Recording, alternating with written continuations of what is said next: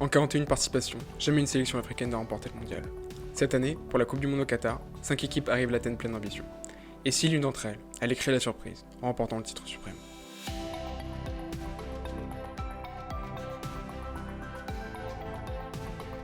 Eh bien, bonjour à toutes et à tous, ici votre ami Rose Football pour une nouvelle vidéo. Une belle vidéo, on parle foot, enfin, gros on parle foot qu'on va tourner sur la chaîne maintenant. C'est une vidéo particulière parce qu'on va parler des équipes africaines, si elles peuvent créer la surprise pour la Coupe du Monde au Qatar, là, toutes celles qui arrivent maintenant. On va s'axer particulièrement sur 3 équipes. Je vais laisser de côté malheureusement le Ghana et la Tunisie. Je pense qu'on va reparler de ces deux équipes-là pour la grosse vidéo qui arrive juste avant la Coupe du Monde. On va reparler de toutes les équipes du mondial. Mais là, j'avais envie de faire une vidéo axée sur les 3 équipes qui me semblent les plus intéressantes sur le continent africain, qui sont le Sénégal, le Maroc et le Cameroun. Alors, je vous propose simplement de lancer le générique.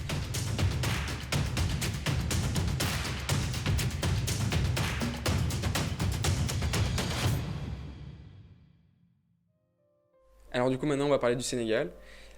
On va essayer de découper les équipes en 3 points, en 3 parties. On va parler premièrement de l'histoire footballistique récente ou même ancienne de ces équipes-là pendant la Coupe du Monde, de leur effectif et des possibilités qu'ils peuvent faire avec leur effectif. Et en dernier point, quel parcours peuvent-elles imaginer? Alors pour l'histoire footballistique du Sénégal, en Coupe du Monde c'est quand même assez pauvre. Ce sera en tout cas en 2022 pour cette Coupe du Monde, la 3e participation à la Coupe du Monde. On a eu 2002 où en match d'ouverture le Sénégal bat l'équipe de France, mais avec un beau parcours car c'est une des 3 équipes qui est arrivée au stade des quarts de finale de la Coupe du Monde, donc ils sont arrivés en quart de finale et ils ont été vaincus contre la Turquie. En 2018, qui était leur 2e participation, ils sont arrivés 3e de leur poule et éliminés, même point égalité avec le Japon, mais à la différence, pas de but, mais des cartons jaunes. Donc c'était vraiment, je pense, très compliqué pour eux de se faire éliminer à ce moment-là. Mais c'est là où il y a une belle résilience avec cette équipe, je pense. C'est qu'ils ont enchaîné en plus avec une finale de Coupe d'Afrique des Nations en 2019, perdu contre l'Algérie 1-0. Mais avec, en 2021, la victoire tant espérée par le peuple sénégalais contre l'Égypte 1-0. Et en plus dans la foulée, avec une qualification pour le mondial contre l'Égypte, encore une fois. Donc là-dessus, on peut penser que c'est une équipe qui n'a pas beaucoup d'expérience en Coupe du Monde, malgré ses récents exploits, enfin même ses récents succès, je pense surtout. C'est pour ça qu'on va tout de suite s'axer sur leur effectif et les possibilités qu'on peut avoir avec cet effectif. Alors pour moi, l'effectif du Sénégal est le plus riche et le plus qualitatif de ces 3 équipes. Donc pour moi, le Sénégal a la plus grande richesse en termes de joueurs dans ces 3 équipes entre le Maroc et le Cameroun. Quand on regarde la composition à peu près type de l'équipe du Sénégal, on voit une excellente colonne vertébrale, organisée en 4-3-3 ou en 4-2-3-1. On peut déjà cibler une belle attaque, avec une belle qualité d'attaque, avec bien sûr l'homme providentiel Sadio Mané, Boulaye Dia qui peut être en avant-centre, et Ismaïla Sarr du côté droit. Au milieu, j'imagine surtout un milieu assez stable, avec plein de stabilité, avec bien sûr Kouyaté, je pense à Gueye, et je pense aussi à Nampalys Mendy. Je pense aussi que la charnière centrale est l'une des plus solides en termes de pays d'Afrique, avec une excellente paire Diallo-Koulibaly, même si Diallo, on y reviendra pour certains problèmes en tout cas, à cette équipe. Et bien sûr, comment ne pas terminer cette phase défensive par l'un des meilleurs gardiens au monde, Bernard Mendy. On peut aussi dire qu'en plus d'avoir cette richesse sur le 11 titulaire, il y a une super richesse en tout cas dans le banc des remplaçants. Je pourrais citer Jackson de Villarreal, je pourrais citer Dieng, Pape Gueye ou encore Diatta à Monaco qui fait une belle saison, que c'est un joueur que j'apprécie quand même pas mal. On va quand même s'axer sur, après avoir vanté les mérites de cette équipe sénégalaise, les petits soucis. Je pense qu'il y a surtout un souci de rythme et de temps de jeu de cette équipe sénégalaise. Quand on voit Mendy, malheureusement, il n'est plus titulaire à Chelsea après sa longue blessure et le passage la passe de main entre Tuchel et Graham Potter. C'est Kepa qui est désormais titulaire dans les cages des Sky Blues, pas des Sky Blues, mais des Blues. On a aussi Nampalys Mendy qui ne joue pas. Il a, je crois, pas beaucoup de minutes jouées en première ligue. 6 qui pourrait postuler au poste de défenseur gauche, il me semble, qui n'a pas de club. Donc c'est là où on va vraiment se poser une vraie question de rythme et de fraîcheur pour ce joueur. On a aussi Pape Matar Sarr qui ne joue pas avec Tottenham, qui est quand même un bon milieu mais qui ne joue pas, qui n'a eu 0 minutes avec Tottenham. Et on peut aussi dire, je pense qu'on connaît bien, nous en tout cas ces joueurs, avec Gueye et Dieng qui n'entre pas vraiment dans les plans d'Igor Tudor à l'OM. Donc avec ces problèmes-là, on peut quand même avoir un vrai problème. C'est-à-dire qu'il y a des joueurs de qualité, mais qui sont pas tous titulaires, indiscutables avec leur club, comme Kouyaté par exemple. C'est pas des joueurs qui vont amener à avoir 90 minutes dans chaque match, à voir quelle est leur fraîcheur, quel est le dynamisme de l'équipe. Mais je pense que de toute façon, tout le monde sera galvanisé de jouer une Coupe du Monde, mais à voir. Mais alors, quel parcours potentiel on peut dresser pour le Sénégal? Personnellement, c'est l'équipe africaine dont j'ai le plus d'espoir. Déjà, l'objectif principal, je pense, c'est de sortir des poules. On est dans une poule avec les Pays-Bas, le Sénégal, le Qatar et l'Équateur. Je pense qu'ils peuvent sortir deuxième ou premier. Je pense que là-dessus, il n'y a pas trop de soucis. Mais du coup, quand on réfléchit, c'est-à-dire quand on pense qu'ils peuvent aller en huitième et qu'on regarde le tableau, on voit que s'ils terminent premier, ils vont jouer le deuxième du groupe D, donc potentiellement, je pense, les USA pour moi. Et s'ils finissent deuxième, potentiellement l'Angleterre. Si c'est l'USA, je pense qu'il n'y aura pas trop de soucis. Je pense que le Sénégal est apte et à même de battre cette équipe américaine. Mais s'ils arrivent donc deuxième, l'Angleterre, qui est une grosse équipe du mondial avec des joueurs quand même assez impressionnants, mais qui n'a pas, comme je l'avais dit dans ma précédente vidéo, une qualité collective assez dense. Je trouve que c'est pas vraiment impressionnant. Je trouve que l'Angleterre manque d'un registre de collectif fort, d'une vraie sélection. Donc je pense que tout est à jouer contre l'Angleterre, il n'y aura pas trop de soucis. Enfin, pas trop de soucis. Je pense que l'Angleterre peut très bien gagner, mais le Sénégal peut gagner. Je pense qu'il a toute sa chance. Donc imaginons qu'il passe en quart de finale, là ça va se gâter. Personnellement, je pense que tout peut se gâter avec les quarts de finale. On pourrait, quand on regarde le tableau qu'on imagine, moi je vois peut-être l'Argentine arriver jusqu'en quart de finale. À ce moment, quand on regarde le tableau, je ne vais pas vous refaire ce que je pense, les petits pronostics, mais je verrais bien l'Argentine. L'Argentine qui est quand même un niveau au-dessus. Pour moi, est un des grands favoris de ce mondial. Donc je pense que malheureusement, l'histoire peut s'arrêter là pour le Sénégal. Ou alors, c'est là où on va arriver vers une équipe de France, ou alors Danemark peut-être. Ça dépend de la position des autres équipes dans leur poule. Mais même là, le Danemark, c'est quand même un collectif assez impressionnant avec des joueurs qui sont tous quand même dans des très bons clubs européens, qui a démontré ces derniers temps qu'ils étaient capables de rivaliser avec des très grandes équipes, comme l'équipe de France, la Croatie, ou encore l'équipe de France. Que ce soit le Danemark ou l'équipe de France, je pense que l'équipe de France, s'ils ne sortent pas s'ils sortent des poules, j'espère, grandement, mais je pense que c'est quand même au-dessus. Mais bon, donc je pense que le niveau semble au-dessus, mais dans le football, rien n'est impossible. Et rien n'est impossible pour les Lions de la Teranga. Je pense qu'accéder au dernier carré les ferait rentrer dans la légende du football africain. Donc après les Lions de la Teranga, j'avais envie de parler des Lions de l'Atlas, le Maroc. Le Maroc, on va aussi faire point par point avec leur histoire footballistique. Le Maroc, ça sera leur 6e participation à la Coupe du Monde. Mais avec une histoire assez pauvre en soi, parce qu'ils sont allés qu'une seule fois en phase finale, c'est-à-dire en 8e de finale, en 1986. Ça date quand même d'une certaine époque. Et leur dernière victoire date aussi d'il y a une certaine époque. Donc je les trouve quand même un peu novices dans cette compétition. Ils sortent du coup d'une CAN où ils finissent quart de finaliste. Un peu de regret, parce que je les pensais aller un peu plus loin. Si on retrouve le dernier parcours de cette équipe marocaine en Coupe du Monde, donc c'est en 2018, je définirais ce parcours comme un parcours frustrant. Déjà par une défaite 1-0 contre l'Iran, où ils avaient mené, ils avaient dominé, mais ils avaient pris un but contre leur camp à cette époque-là. Et avec des matchs assez controversés contre le Portugal et contre l'Espagne, avec donc des erreurs arbitrales quand même assez notables à l'époque. Je pense qu'il y a une certaine frustration par rapport à ce parcours-là. Je pense que voilà, cette Coupe du Monde-là doit leur servir de ressort, doit leur servir de motivation pour essayer de faire quelque chose dans cette Coupe du Monde-là. Donc maintenant, l'effectif et les possibilités de cette équipe marocaine. Donc premier point à souligner, c'est que Vaïd Baïliozi, qui n'est plus l'entraîneur du Maroc. Je pense qu'il était assez controversé là-dessus. Et c'est Radrakri, je pense, qui est donc devenu le nouvel entraîneur du Maroc, un entraîneur assez jeune, qui fait partie d'une nouvelle génération. Je crois qu'il est même champion d'Afrique en Ligue des champions des clubs. Donc si on regarde cet effectif-là, on voit une ligne d'attaque aussi, je trouve, pleine de technique. Quand on peut avoir Bouffal sur la gauche, qu'on peut avoir El Nesri en pointe, qu'on peut avoir Ziyech, qui donc revient avec l'équipe du Maroc, après le passage compliqué avec l'ancien entraîneur, je pense qu'il y a de quoi faire. Je pense que déjà sur cette ligne d'attaque, on voit de la qualité technique, on voit de la percussion, on voit des centres, on voit des tirs lointains.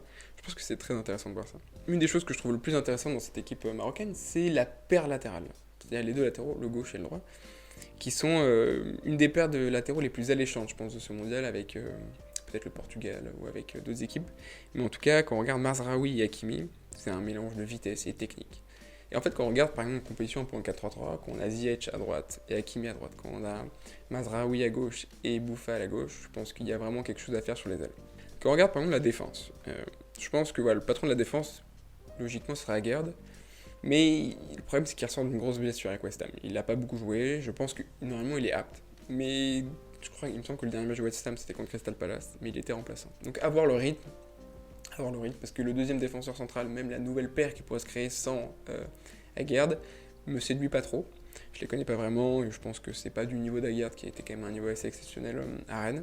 Donc quel petit malus on peut adopter à cette équipe marocaine, ce serait peut-être une fragilité défensive. C'est-à-dire que avec des latéraux qui sont très offensifs, avec une belle force de vitesse, je pense il va y avoir du débordement. C'est-à-dire qu'ils peuvent se retrouver à 3, je pense, en défense. Si la garde n'est pas vraiment rétablie, s'il n'est même pas sur la feuille de match, ou peut-être même pas titulaire, je pense que ça peut poser certains problèmes. Une fragilité défensive définie par, du coup, ces latéraux qui vont être très hauts, une défense peut-être un peu fébrile avec le retour de la garde peut-être un peu diminué ou sans la garde. Donc c'est là qu'il va falloir vraiment regarder. Je pense qu'aussi un des autres points négatifs, ça serait le manque de vrai numéro 9. Je pense que voilà, En-Nesyri n'est peut-être pas le vrai numéro 9 un peu providentiel de cette équipe, mais je pense que ça fait quand même bien l'affaire avec Séville, c'est quand même un bon joueur. Je suis pas sûr qu'ils aient d'autres solutions, je pense que sur le banc c'est quand même assez limité. Donc à voir ce que ça peut donner. Alors, on peut se poser quel parcours potentiel, mais quand on regarde le groupe, c'est un groupe très relevé. Quand on a la Belgique, la Croatie, même le Canada, on peut se demander à quelle place va finir le Maroc. Donc je pense qu'ils peuvent créer la surprise, je pense qu'il y a de quoi créer la surprise, je pense que même le Canada peut aussi créer une surprise. Je pense que la Croatie sont doute au-dessus, je pense que c'est une équipe qu'on sous-estime un peu, malgré les joueurs un peu vieillissants. Je trouve que c'est quand même une équipe avec une force technique, avec une force de lucidité devant le but, il n'y a vraiment aucun souci. Mais par contre avec la Belgique, qui, comme j'ai dit dans mes anciennes vidéos, est une équipe, je trouve, vieillissante. Je la trouve pas non plus apte et très apte pour ce mondial. Je pense pas que... je pense que voilà, je pense que c'est une des dernières Coupes du Monde de cette fameuse génération dorée belge. Ils tirent un peu sur le bout de la corde. Donc voilà, donc je pense que ça va jouer peut-être entre la Belgique et le Maroc. J'aimerais bien les voir parce que je trouve que c'est une équipe qui peut apporter vraiment un beau jeu avec des très bons latéraux, des bons ailiers. Donc à voir ce que ça peut donner. Donc potentiellement deuxième s'il crée la surprise, mais je les verrai quand même plus troisième. Donc après les Lions de la Teranga, après les Lions de l'Atlas, on va parler des Lions indoctables. Le Cameroun. Donc l'historique footballistique du Cameroun est énorme parce que ce serait la plus grande nation footballistique d'Afrique avec 9, je pense que ce sera peut-être la 8e participation à la Coupe du Monde, avec un quart de finale en 1990 et plusieurs cannes remportées. Il me semble qu'il y a juste l'Égypte qui fait mieux. Mais malgré qu'on regarde quand même l'histoire récente du Cameroun en Coupe du Monde, il me semble que 2014 et 2010, ils ne passent pas l'épaule. Et quand on regarde, c'est qu'un match reporté depuis 2002 contre l'Arabie Saoudite. Donc ça pose quand même question. Ça pose quand même question. À l'époque de 2002, donc c'est Samuel Eto'o qui avait même marqué le but contre l'Arabie Saoudite. Mais on se demande, est-ce que le Cameroun est prêt à relever le défi de, pourquoi pas, rebondir en Coupe du Monde.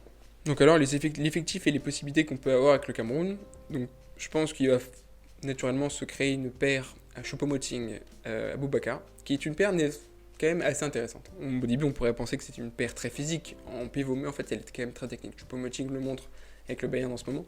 C'est quand même un joueur qui a quand même si on l'a beaucoup moqué ou qui s'est fait, il n'a pas une très bonne réputation, quand même un joueur très intéressant avec une belle frappe de balle, une belle technique, des beaux appels, pouvoir bien jouer à l'intérieur du jeu. Et Aboubakar qui est un monstre physique, qui sait faire des appels en profondeur, qui sait jouer pivot.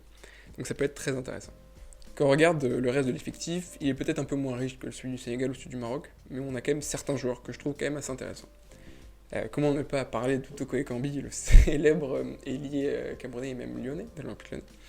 Je pense que tout de même si c'est vraiment pas mon joueur préféré dans mon équipe, il peut apporter une plus-value, que ce soit offensif avec sa vitesse, avec sa capacité à dribbler, même si elle est quand même un peu limitée. Mais je pense qu'il peut quand même, c'est forcément un joueur de qualité qui peut forcément apporter de bonnes choses.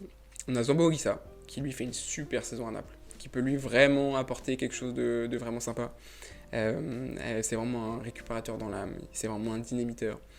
Donc je pense qu'il peut être très précieux au milieu. Ça dépend avec qui il sera associé.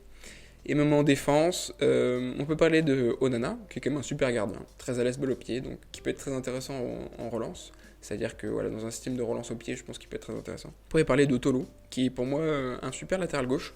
Voilà, il n'est pas très connu, il me semble qu'il joue en MLS. Mais lui, quand vous regardez des vidéos, j'ai regardé certaines vidéos de lui, il a une puissance physique, une puissance de de dynamiteur dans les défenses, qui fait que ce joueur est puissant techniquement, il est puissant. Après, à voir aussi si les retours défensifs vont être accompagnés de tout ça, mais Je pense que c'est un super joueur qui peut être vraiment assez agréable, surtout s'il peut déborder sur le côté avec des joueurs assez bons de la tête, ou même en tout cas très bons dans la surface comme Boubacar ou même Toko Ekambi ou même notre cher Choupo-Moting. Donc voilà, donc je pense que ça peut vraiment être... Il y a certains joueurs, je pense, cadre, une belle colonne vertébrale aussi qui peut être très sympa. Donc alors, quel parcours potentiel peut viser le Cameroun? Peut-être que sur les trois équipes, c'est celle où je suis le plus pessimiste, pas vraiment sur les qualités de l'équipe en tout cas, plus sur le groupe. Je pense que voilà, il y a un super groupe. Le Brésil est, je pense, bien au-dessus, donc c'est vraiment compliqué de jouer le Brésil. Peut-être seul avantage, c'est que je sais que dans le calendrier de cette Coupe du Monde, ils affrontent le Brésil en dernier. Donc peut-être que le Brésil sera déjà qualifié, qu'il aura déjà fait tourner son effectif. Donc peut-être que le Cameroun pourra jouer quelque chose là-dessus. Je pense qu'il ne faut pas jouer là-dessus. Je pense qu'il faut faire ses matchs et après on verra. Alors, avec qui on a dans ce groupe? On a bien sûr la Serbie, que j'aime tant. On a aussi la Suisse, que j'aime un peu moins. Mais en tout cas, la Serbie, que je trouve qui est une des équipes les plus sous-cotées de cette Coupe du Monde. Quand on a du Tadic, quand on a du Milinkovic-Savic, quand on a du Vlahovic, du Mitrovic, du Kostic, je trouve que en fait, l'effectif est supérieur. Je trouve que c'est que des joueurs qui ont une classe technique, qui, je pense, un bon collectif aussi. Et je verrais bien cette équipe, la Serbie aller en huitième de finale. Je les vois même supérieurs à la Suisse. Et la Suisse aussi est sous-estimée. Je pense que voilà, moi le premier, dans mes dernières vidéos, je vais sous-estimer la Suisse. Peut-être par rancœur à l'élimination, mais il y a quand même des bons joueurs. La Suisse, c'est quand même deux fois de suite où ils sortent des poules en huitième à chaque fois. Même quand ils jouent les euros, ils arrivent toujours à sortir des poules. Mais voilà. Donc je pense que ça va être très compliqué. Je pense que le Cameroun peut finir. Je ne les vois pas sortir des poules malheureusement. Après, on ne sait pas. Mais voilà. Je pense que ça sera très compliqué. Mais il faut bien le reconnaître que le Cameroun a une grosse force mentale et une résilience collective formidable. Donc à voir ce qui peut se passer pour le Cameroun. C'est sur ces belles paroles que ce On Parle Foot se clôture. Merci de m'avoir regardé, ça fait toujours très plaisir. La chaîne prend bien, la dernière vidéo a bien marché, je suis très content, moi et mon équipe.